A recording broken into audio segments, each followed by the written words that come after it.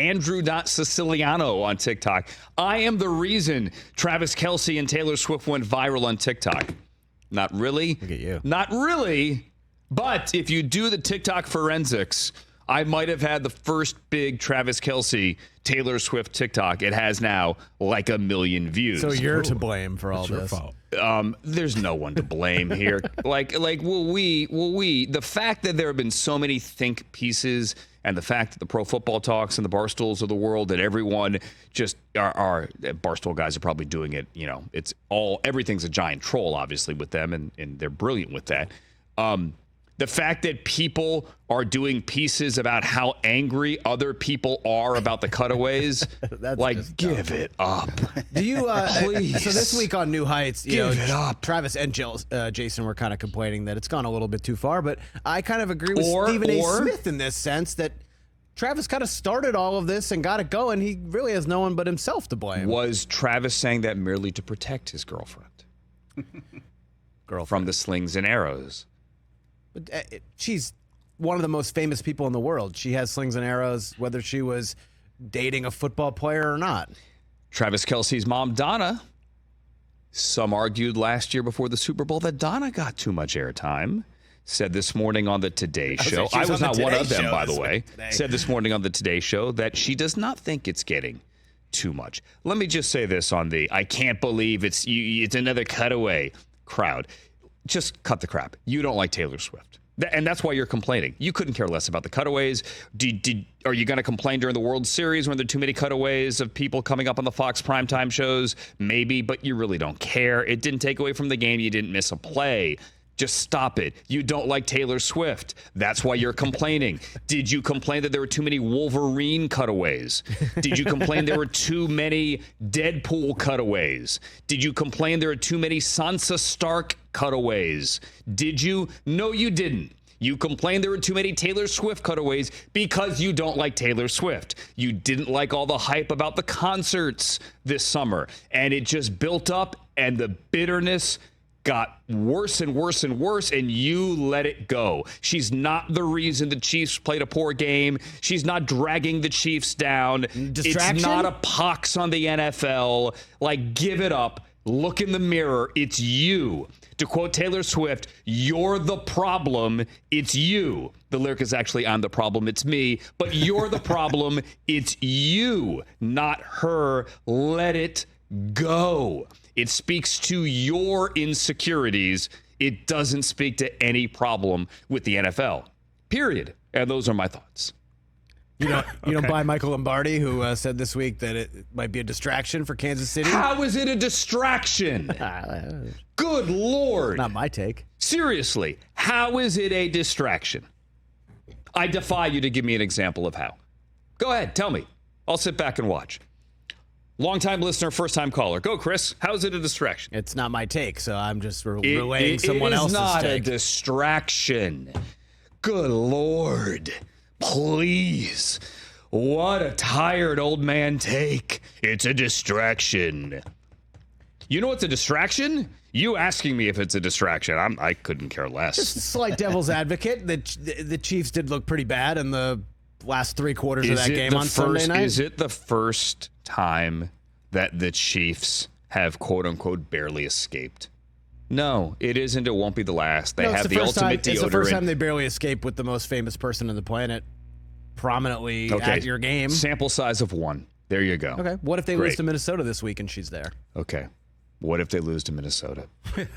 It's her fault. The Vikings had 11 one-score victories I'm not saying last these year. are my takes. I'm saying they will be takes on Monday if she's there and they lose to the Vikings. But you do have a similar take. You don't believe this is real. So you think they're faking it? I think it's a little bit of a PR stunt for her movie. Why would the most famous entertainer on earth, not in America, on earth, entertainer, not athlete, most famous entertainer on earth need more fame?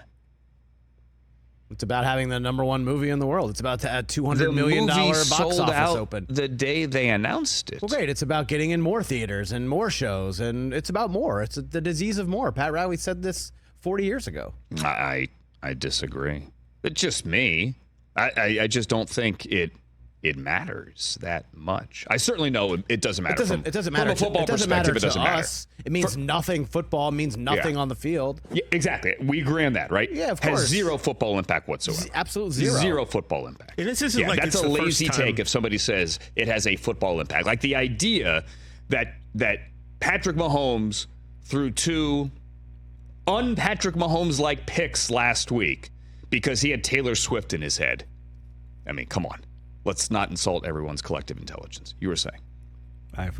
It's not like it's the first time a celebrity has dated an athlete, too. I mean, but it really is. It's kind of, I can understand if you're annoyed by it, right? But I also kind of look back and I find it funny because you watch videos of women playing tricks on their spouses and saying that, like, now she's making this football player like relevant, and the guys are some of those social media videos are totally staged. We agree on that as well. Staged, yes. Some of them are real though too. Like there are literally women I think who think that she made Travis Kelce a household name. Well, Adam Schefter tweeted out, put him on the map. Does that affect football? It doesn't affect football. No. The celebrity and athlete relationship thing is not new. No, it goes obviously, back forever. Go back to like Bob Waterfield and Jane Russell in the 40s. Marilyn Monroe and DiMaggio. Could you Marilyn imagine Monroe what and social DiMaggio. media would be saying right now if that happened in this? Say, how'd the Yankees do that? Can you imagine if cell phones existed back then? Yeah. Right? Joe DiMaggio, even back then, couldn't go outside. No. He couldn't go outside. Can you imagine if cell phones existed back then? So it isn't in any way affecting them on the field. Like I absolutely refuse to accept that. The timeline on this, though, is interesting. Like I was joking before about the TikTok thing, and without patting myself on the back, I was the first person to really put Travis Kelce's feet to the fire about this. And it didn't happen a few weeks ago. It actually happened on August 2nd. Remember, he had gone on the New Heights podcast with his brother Jason only a couple of days earlier and told the story about how he, when she came to Arrowhead, tried to get a friendship bracelet with his phone number to her and got rebuffed. He never got close to her. The whole thing never happened. I had him on NFL Network. We sat down after practice during training camp, me and Michael Robinson, and I said, "Did you really do that?" And he said, I said what I said, and I meant what I said when I said it. I said, okay, fine. But has she responded? Because you didn't get the bracelet to her. Has she, since you mentioned it in the podcast, reached out? And he, for those listening on the radio, I'm using my phone now as a fake microphone. I asked the question. He asked me to repeat it, meaning I need to think of an answer, right? That old, what? Like, I heard you, but I need to think of my answer, so I asked you to repeat it again. And then he looked at the camera and went, and that's all for this interview on NFL Network from Chiefs training camp. And then Michael Robinson said, you shot your shot, huh? You shot your shot. And then M-Rob said, he didn't say no, right? Sure. And I posted that video on August 2nd on my Twitter. NFL Network posted it as well. I tagged Travis Kelce and Taylor Swift in it. Nobody picked up on it.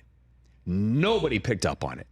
Then the rumors started percolating after week one, or around week one, and I reposted it, and the thing took off. It got 1 million views on TikTok. It went around the world. I'm not the reason they dated. Andy Reid set them up. Obviously, you heard him say that tongue-in-cheek 2 weeks ago. It's just fascinating how that thing really kind of flew under the radar unless you were in the Swiftie online detective world on the internet, which that world, if you want to go to a crazy place in life, you want to go down a rabbit hole, get on the Taylor Swift, the Swiftie online detective, like where she is and who she's hanging out with. And did you hear that her friend unfollowed this person? I got a 16-year-old niece, okay? That is a different world. Woof. But then it took off, and you know what? I'm happy for them. I am happy for them. Chris, why do you have to be so cynical about true love? Catch the Rich Eisen Show every single day on the Roku channel, 12 to 3 Eastern, for free.